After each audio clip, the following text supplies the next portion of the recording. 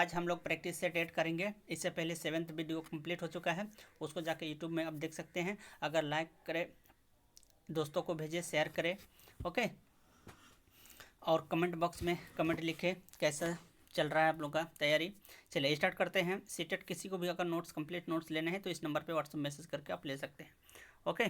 चलिए अब हम लोग पढ़ाई की दुनिया में। चलिए आज का फर्स्ट क्वेश्चन है आपका, भाषा शिक्षण में वाक्यों को शब्दों से पहले पढ़ाया जाता है। शिक्षण का यह सूत्र आधारित है फर्स्ट है गेस्टल्टवाद प्रयोग पर, हल के प्रयोग पर, आसान से कठिन की ओर और शिक्षण प्रौद्योगिकी का सामान्य ओर। बताइए कौन सा ऑप्शन राइट होता है। चलिए ऑप्शन राइट होता है आपका फर्स्ट, ओके। गेस्टल्टवाद प्रयोग द्वारा जो है वो शब्दों का पढ़ाया जाता है, फिर उसको सूत्र में पढ़ाया जाता है। नेक्स्ट क्वेश्चन है कि दिए गए तथ्यों और सूचनाओं के आधार पर नए नियम व सिद्धांत विकसित करना स्मृति स्तर के शिक्षण में कहलाता है। फर्स्ट ऑप्शन है सामान्यकरण, सेकंड है आपका एकीकरण, और तीसरा है अनुप्रयोग, और चौथा है संबंध जोड़ना। बताइए कौन सा ऑप्शन राइट होता है। चलिए ऑप्शन नंबर राइट होता है फर्स्ट, ओके। यानी नियम सिद्धांत विकास करना स्मृति स्तर से शिक्षण जो कहलाता है वो सामान्यकरण कहलाता है, ओके। चलिए नेक्स्ट क्वेश्चन है आपका, एक अध्यापक ने देखा कि एक छात्र को वर्ग बनाने में कठिनाई हो रही है और उसने यह अनुमान लगाया कि उसे हीरे का चित्र बनाने में कठिनाई होती है। तो उसके द्वारा जो लगाया गया अनुमान निम्नलिखित में से किस सिद्धांत पर आधारित है। फर्स्ट है आपका कि विकास एक व्यक्तिगत कर्म में होने की प्रवृत्ति से संबंधित, या सेकंड है विकास प्रक्रिया प्रमाण संबंधित, या तीसरा विकास कर्मिक है, या चौथा अलग अलग लोगों के लिए विकसित करने के लिए अलग अलग होता है। बताइए कौन सा ऑप्शन राइट होता है।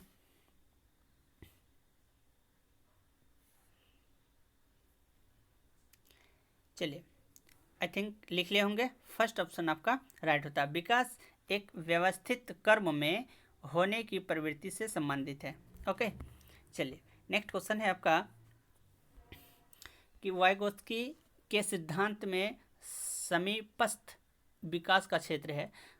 कठिन कार्यों को बच्चे वयस्कों की सहायता से पूरा कर सकते हैं। अध्यापक का हस्तक्षेप अधिगम से बाधा उत्पन्न करता है, या तीसरा है वृद्धि का एक समीपस्थ क्षेत्र है, या चौथा है अधिगम औपचारिक वातावरण में होता है।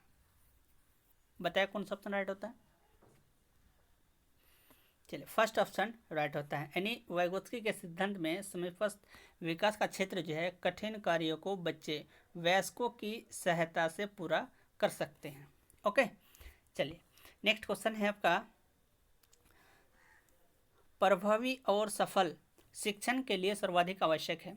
फर्स्ट है शिक्षार्थियों को अधिक नोट्स लिखवाना, सेकंड ऑप्शन है व्यवहारिक उदाहरण द्वारा विषय को स्पष्ट करना, या तीसरा है स्वयंपाठ का अधिक उपयोग कराना, या फिर चौथा साहित्यिक भाषा का अधिक प्रयोग करना। बताइए कौन सा ऑप्शन राइट होता है।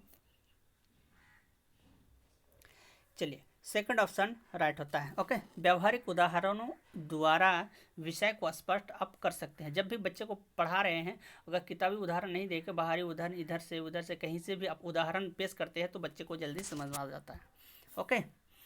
चलिए नेक्स्ट क्वेश्चन है आपका कि जब कोई बालक इस प्रकार सीखता है कि वे सीखे जाने वाले सामग्री के असर तत्व को एक नियम के अनुसार समझकर तथा उसका संबंध पूर्व ज्ञान से जोड़ता है, क्या कहलाता है।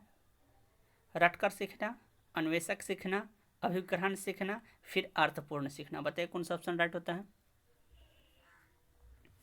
अर्थपूर्ण सीखना, जब भी कुछ पुराना ज्ञान से नए ज्ञान को जोड़कर जो हम सीखते हैं उसे अर्थपूर्ण सीखना कहलाएंगे, ओके। चलिए नेक्स्ट क्वेश्चन है आपका सॉरी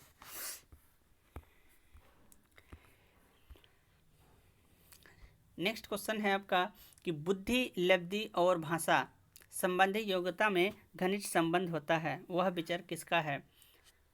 लोवेल मार्केल का, स्पाइकर तथा इरविन का, या सिफर और एफ्ता, या टर्मेन का। बताइए कौन सा ऑप्शन राइट होता है। चलिए सेकंड ऑप्शन राइट होता है आपका स्पाइकर्स तथा इरविन का। ओके, नेक्स्ट क्वेश्चन है कि निम्नलिखित में से क्या भाषा दोष नहीं है?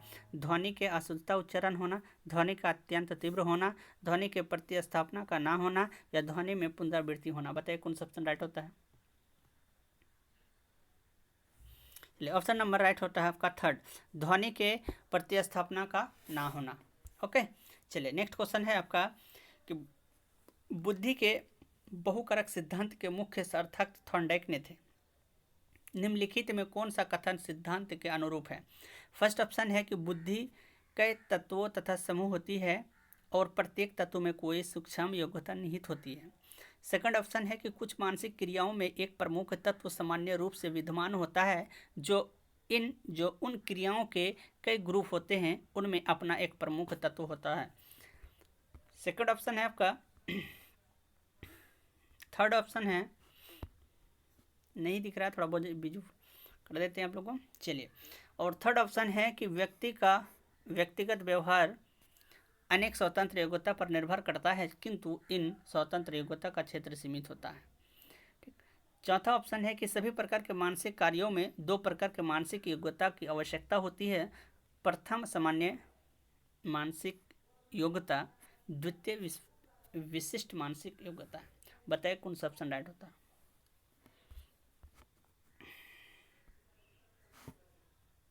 चलिए थिंक लिखे हैं। चलिए ऑप्शन नंबर आपका राइट होता है फर्स्ट। ओके, चलिए नेक्स्ट क्वेश्चन है आपका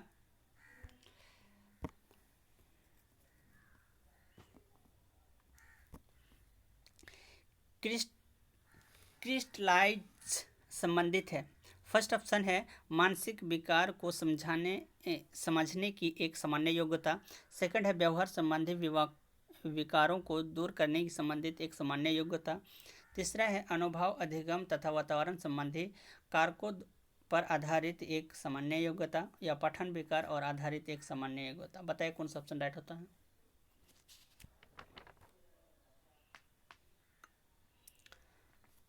ऑप्शन नंबर राइट होता है आपका थ्री, अनुभव, अधिगम, वातावरण संबंधी कारकों पर आधारित सामान्य योग्यता जो है क्रिस्टलाइज्ड संबंधित है। ओके, चलिए नेक्स्ट क्वेश्चन है आपका कि एक ही कक्षा शिक्षण का निष्पादन भिन्न भिन्न होता है।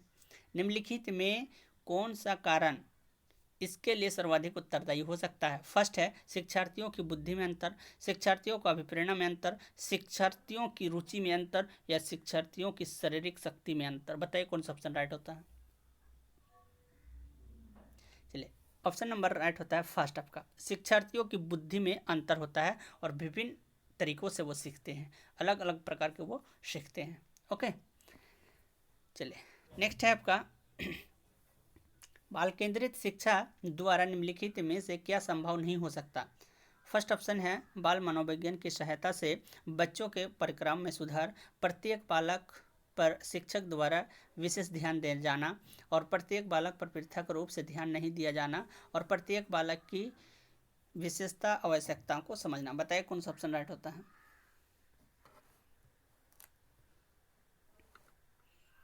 चलिए ऑप्शन नंबर राइट होता है थ्री। ओके, प्रत्येक बालक पर पृथक रूप से ध्यान नहीं दिया जाना, ये जो है संभव नहीं हो सकता है।